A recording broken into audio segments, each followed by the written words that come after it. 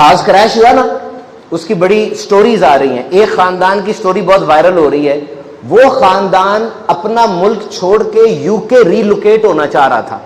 اب یہ آسان نہیں ہوتا ری لوکیشن، ویزا، پاسپورٹ، ایجوکیشن، رہائش، بچوں کو لے کر جانا. ایک پلان بنایا ہوگا نا 4-5 سال تک. لیکن کیا ہوا؟ جہاز اڑا، 625 فٹ بھی اوپر نہیں گیا، 30 سیکنڈ کے اندر اندر رابطہ ختم ہو گیا. کیا ثابت ہوا؟ نمبر 1، تم پلان بناتے ہو لیکن یاد رکھنا موت گھیر کے تمہیں لے کر آتی ہے. یہ ہمارے لاہور میں ایک بہت بڑے پروفیسر صاحب تھے، بڑے نامی گرامی تھے. ان کے پیشنٹ انتظار کر رہے تھے، مریض. اچانک خبر آئی پروفیسر صاحب کا انتقال ہو گیا.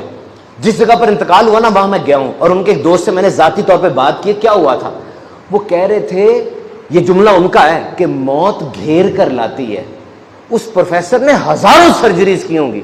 میں نے کہا سر کیا مطلب موت گھیر کے لاتی ہے؟ کہتے ہیں جو ڈاکٹر فوت ہوا ہے نا، اس کا آپریشن بڑا سمپل سا تھا.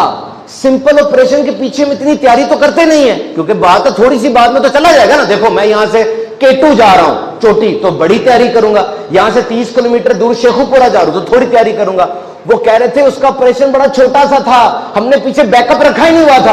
اچانک چیزیں بگڑ گئی، اچانک چیزیں ہاتھ سے نکل گئی، تو ہم کیا کرتے؟ تیاری نہیں تھے. پھر وہ خود سے کہنے لگے کہ کبھی کبھار بہت بڑا آپریشن ہوتا ہے، وہ 10 بوتلیں خون لاؤ، آپریشن تھیٹر تیار کرو. لیکن ایسے آپریشن ہو جاتا ہے، بندہ گیا آرام سے نکل جاتا ہے.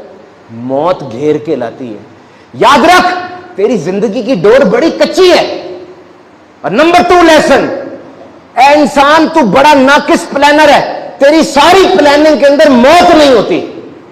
ایک عام مزدور اور ایک دنیا کا امیر ترین انسان پلاننگ بناتا ہے نا، یہ بھی کروں گا، یہ فنڈ رکھوں گا، یہ بچا کے رکھوں گا، یہ آپشنز رکھوں گا، سب کرتا ہے. لیکن موت کو نہیں رکھتا بیچ میں، کہ کوئی بھی موت آ سکتی ہے، کسی وقت بھی موت آ سکتی ہے.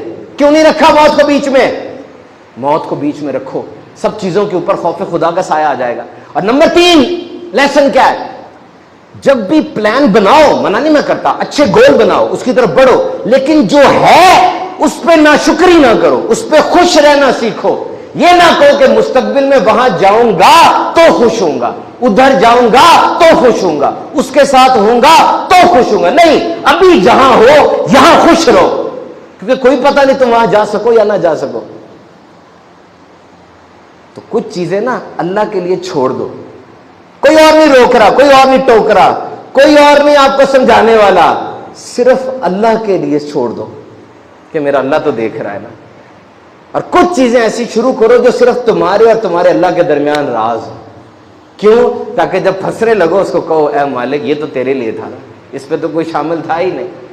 3 زندگیاں ہوتی ہیں انسان کی، پبلک لائف، پرائیویٹ لائف اور سیکرٹ لائف. پبلک لائف کون سی؟ جو سب کو پتا ہے. پرائیویٹ لائف کون سی؟ جو سب کو نہیں پتا، گھر والوں کو پتا ہے. اور سیکرٹ لائف کون سی؟ جو اپنے طور پہ ہم نے چھپائی ہوتی ہے، کسی کو نہیں پتا لیکن اللہ دیکھ رہا ہے. وہ دل میں اٹھنے والے وسوسوں سے باخبر